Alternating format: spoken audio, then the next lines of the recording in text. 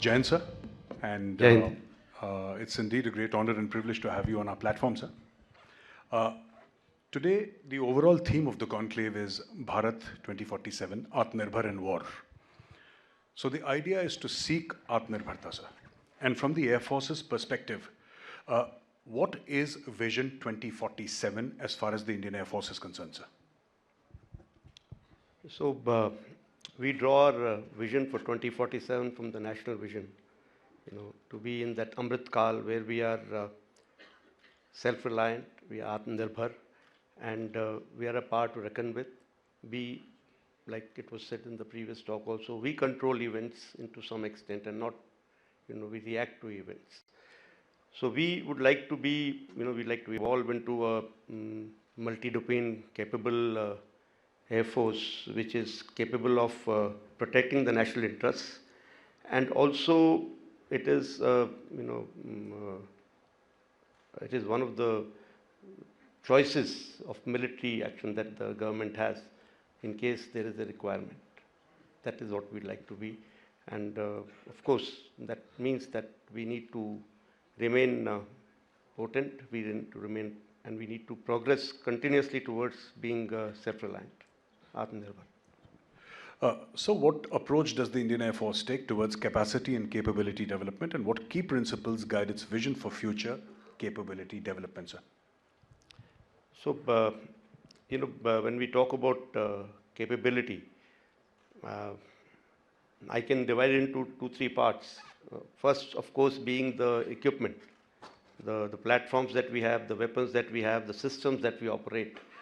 So that is the first part. So towards that, efforts are on to always continue with your procurement of the latest that is available in the market, whatever we can afford, while giving preference to whatever is being developed in India. And the requirement to have that is, otherwise we will end up being, wanting for spares, like we've seen with these war-like conditions that were, the wars that were happening in the world. So to avoid that, it is always preferred that we have some homegrown products. Even if we don't have a home-developed product, at least should be made in India. That should be the preference. And while that is a costly affair, we continue upgrading our systems that exist, giving them a new lease of life. That is as far as equipment is concerned. Second requirement, I would say, will be the infrastructure. We need to have supporting infrastructure so that we can operate this equipment in the correct environment.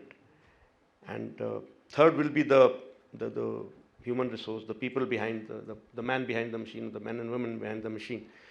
So to give them the correct kind of training, to give them the correct kind of psyche to operate those equipment, to give them the understanding of what is happening in the world, so that they are able to draw the correct lessons, to groom the leaders for tomorrow, so that they are able to take the Indian Air Force on the right path. So that is as far as capability is concerned. But capacity-wise, I'll say, we need to be able to take on this long protracted wars, for which we need the capacity to be able to come up with that production rate that will be required for the weapons during war. We will not be able to store or have a big stock, because they all have life, and we can't afford to just keep losing these weapons because of their life being expired.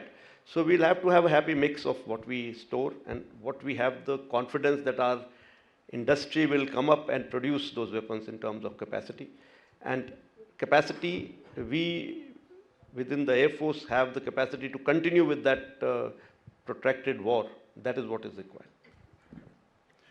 So the key enablers, now this is one question that everybody is asking, sir, key enablers to transformation in the Indian Air Force, and what guiding tenets will shape the future capability build-ups? So, like it was alluded to in the last talk also, that session, I think the key enablers will be the technology. We need to make sure that we remain abreast with the technology. We need to make sure that we utilize it in the most optimum manner, and once we are able to catch up with the technology, I think thereafter it will be a smooth ride.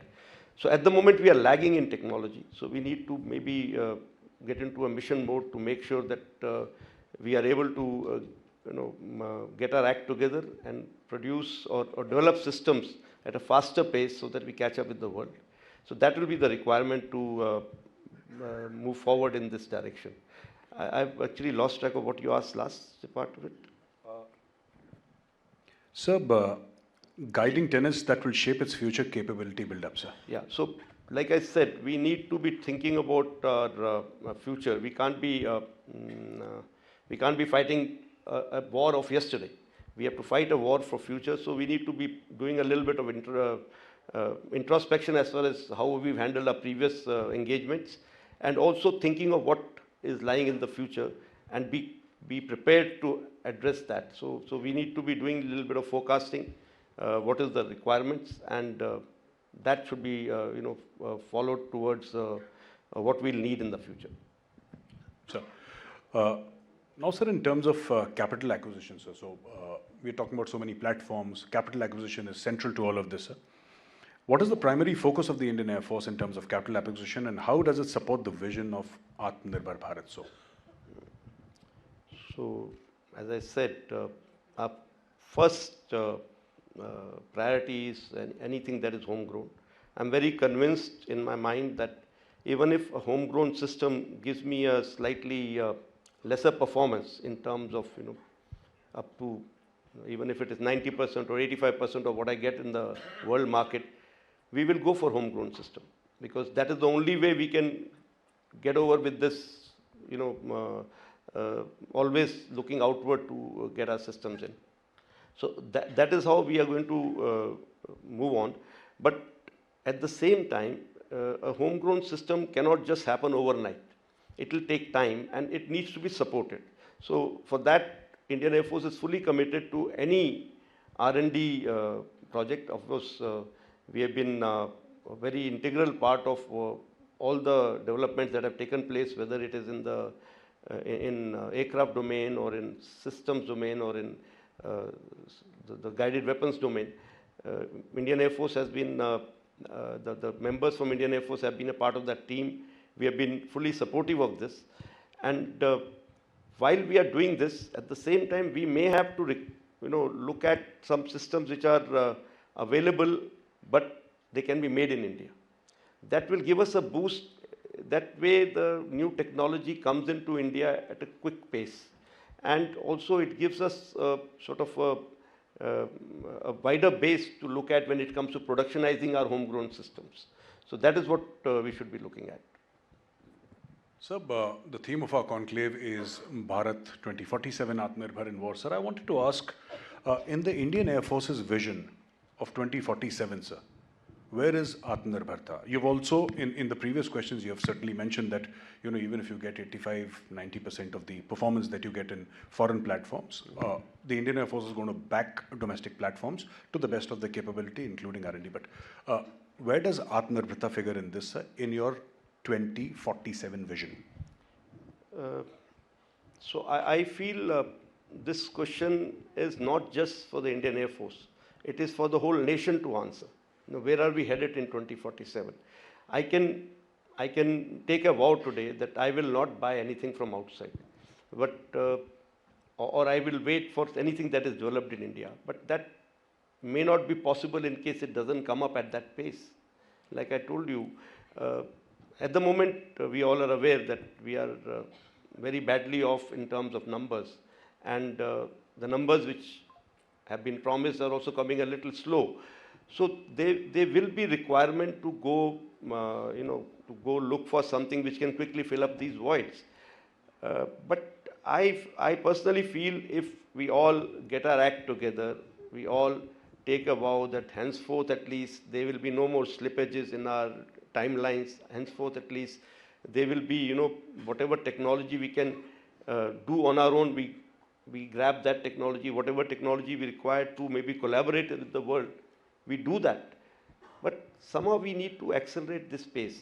We've done an exercise in-house study we need to actually produce or induct aircraft at the rate of almost 2 squadrons per year to cater for, the ramped up numbers that we want, plus whatever is going to go out very soon. We have a lot of fleets which are, another 5 to 10 years, we'll have to phase them out. So those fleets have to be filled up also, plus we already have vacancies available. So it means we are looking at something like 35 to 40 aircraft a year being produced somewhere. So those capacities, I understand, cannot come up overnight, but we need to start pushing ourselves towards that. Now, like LCA Mark 1A production, HAL has promised that from next year onwards, we will have 24 aircraft being made per year. So I'm very happy with that. If we're talking about 24 aircraft of Mark 1A, plus some Sukhois or some other aircraft. So we are looking at numbers like 30 per year possible by HAL alone. Along with that, if you have some private player coming in, we have a very good model of transport aircraft at least at the moment, C295. If some private industry comes in for a Make in India, let's say, we add another maybe 12 to 18 aircraft per year from their side. So we are reaching that number. So that is possible. It is not that it is not possible. But yes, we need to make sure that we don't take a very, we don't lose steam while we are pushing this. Thank you, sir. Now we'll, a lot of people here, young students, people from the technology sector, sir, and they'd like to know, sir, what are the niche technologies that the IAF is working on to bolster its operational capability, and how do these technologies contribute to the overall defense manufacturing ecosystem, sir? So, essentially from the technology point of view, sir. Yeah, so I think we all understand what is happening in the world today. The technologies that are being talked about are AI, quantum computing, and automation is what is going on. So we are working towards positively. We are already moving very fast with automation. A lot of systems have been automated. A lot of prognosis has been automated. We are planning our operational plans. A lot of automation has taken place there, which is saving us a lot of time and also giving us efficient solutions. For example, in case of a requirement to move assets during op deployment, the transport aircraft is a very sought after commodity. So we have done an automation. We have an automatic software where you feed in your whatever you have and what are the requirements. It gives you an optimum plan where you'll something like what the airlines do. Each and every hour or minute of that aircraft is getting squeezed out. So similarly, HR side, similarly towards op planning side, weapon requirement side, maintenance side, automatic. We keep getting reminders of what is going to happen, where are we headed. So that is where we are working. We are already way ahead. Towards AI, some work is on. We have done something equivalent of one small software that has been made is like we call it Vayu GPT, where all your technical manuals have been for a subject have been all loaded there, and when you ask a question, it gives you an answer based on whatever information it has. It is all within the FNet, that means within Air Force network, the data which is available. And on the same lines, AI is going to be used for our decision making. I will not say decision making, I'll say decision support, especially for when you have a scope full of different situations, different aircraft and ours and theirs, and a fighter controller has to take some decision as to what is the most optimum target for a particular weapon system. So that kind of a decision support AI is working on, rather we are working with AI on that. And of course, quantum computing is already there in various systems that we are making, because that is how we are going to increase the speed in which we can take a decision. So these are the niche technologies. Along with that, networking is something, our communications, airborne as well as ground communication networking, where we have secure radios from which the data comes, and so that the situational awareness of a person in air as well as a person on ground is improved. It is one of the technology where we are working. Sir, now 40 numbers of C-295 aircraft by Tata Advanced Systems Limited, sir. Now, I think that is what you were mentioning, sir, in your previous answer. You said that that model exists in India, and you could do it for the fighters also in terms of squadron strength, sir. So, how is this manufacturing of C-295, 40 of them, which is a significant number, sir, and it's being manufactured in India? How is it going to contribute to the development of the aerospace ecosystem in India, sir? And what are the implications for the country's defense manufacturing sector? Do you think this is going to become bigger and bigger that way? So I'm very confident that this is one decision that has been taken in the right direction. Till now we have not had any private company coming up to manufacture a big defense product like an aircraft. So this is going to open up a doubt which was there in people's mind that is it worth it coming into this sector. I think that is what is going to be, the doubt is going to be removed.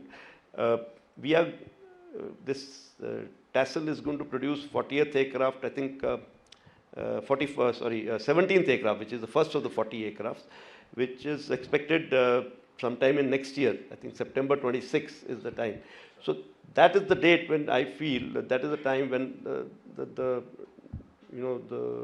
Indian aviation industry and defense aviation industry in India will see a total changeover.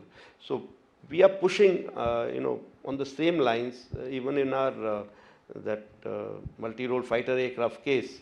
We are pushing that whichever design house comes up, they will set up along with an Indian partner a production agency within India, so that the aircraft is produced in India, and that will again give us an alternative option to, for any future designs like AMCA or anything, to go to another house, not just be, having the HAL capabilities only. Maybe we can double the production rate by going to 2 of them.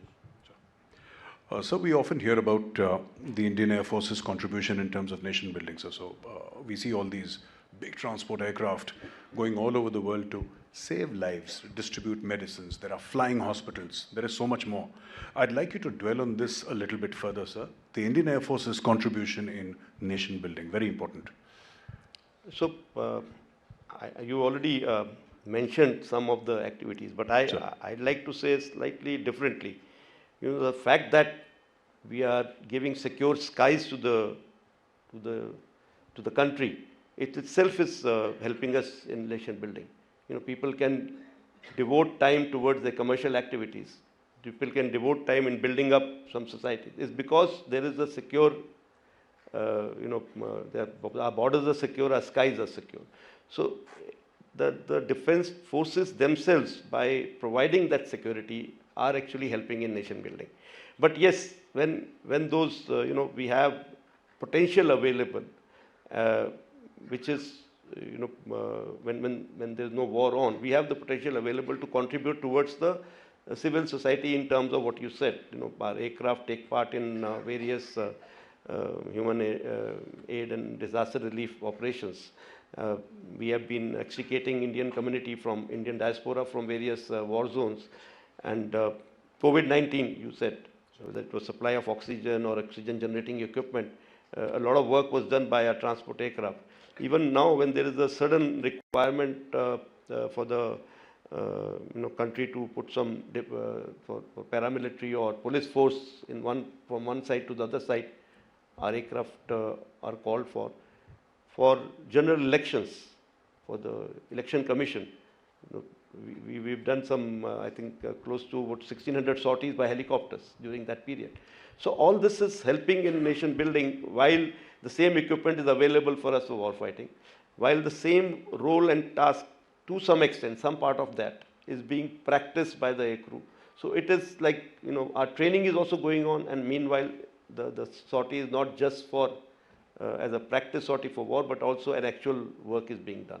So that is how we are contributing. And of course, whenever we are taking in now Agniveer, that I'm sure when these people, once they go out back in the society, they will take back after 4 years of being in in Fauji environment, having learned how to conduct themselves, having learned some basics, I'm sure they're going to be an asset to the society when they go back. So that is another way we are going to help in nation building. Now, sir, to something that will interest everybody in the audience and we've been talking about for a very long time, so that is Gaganyaans. So, first of all, sir, the significance of the Gaganyaan program for India, sir, and how is the Indian Air Force involved in this initiative? We know the very basics, how the Indian Air Force is involved, but I would like to dwell, I would like you to dwell on this a little bit more, sir. So, like I said in the very first, we would like to be an aerospace power by 2047. So our interest in space has always been there, and we are utilizing a lot of, our enablers are in space, like GPS, communication, all that. And so we have already taken a step forward towards educating our people towards making them space oriented, you can say. So that part is being done. As far as Gaganyaan program is concerned, so I think it's a Pride of India program, and right from beginning, Indian Air Force has been involved. The 4 Gagannauts are our own test pilots who have been sent there for, and our medical team, our training team was involved in their initial selection, initial training, and even towards all the missions that are planned for them. That means the precursor to the first manned mission. The Vice Chief is a part of that committee which looks at all the safeties, and a lot of contribution has been made by Indian Air Force inputs, because there are certain things which are different from a manned, from an unmanned mission to a manned mission. The kind of safeties that one has to look at, the kind of requirements that come up. So those have been now frozen, and those have been finalized with contribution from Indian Air Force. So we've been an integral part of that program right from the beginning, and even now there is a very structured way of attending those meetings and coming to decision making, where Indian Air Force is a part of. Thank you, sir. And with that, I come to the last question, sir, that I have for you. Future force structure in the IAF. So we're looking at the future, sir. We're looking at 2047 here. So what is the future force structure? Is it going to remain? Is it going to, be different? How do you see that, sir? So if we are talking about 2047, we just 22, 23 years away, and the rate at which we procure things, my personal opinion is it's not going to be very much different in terms of things that we will have. The technology will change, obviously. We'll have what I foresee, we'll have at least all aircraft above 4.5 gen. That means the simplest of the aircraft that we'll have will be of Rafale or an upgraded Su-30 class, and all other aircraft will be better than that. And also there will be interoperability in terms of ground forces, land forces, and maritime forces in terms of communication networks, in terms of our the op networks that we use, and we should be able to talk to each other, transfer data, transfer targets on the fly. That is what my vision is. By that time we will reach that stage. As far as systems are concerned, there will be a lot of automation. The requirement of the data overload which we are seeing now, we are getting into, we should be able to handle much better with automation. We'll be able to sift through the data and come out with faster decision making. And like I told you, we need to grow. I won't tell you what numbers we think are the right numbers, because that is something which we will not talk in public. But yes, we will be a bigger force in terms of fighters, much bigger force in terms of enablers, where it's hurting us as of now. And technology wise, we will be hopefully at par with what we have around the world. That is what is my idea of 2047 Indian Air Force. Thank you very much, sir. And extremely grateful. Huge round of applause, please, ladies and gentlemen. Sir. Thank you.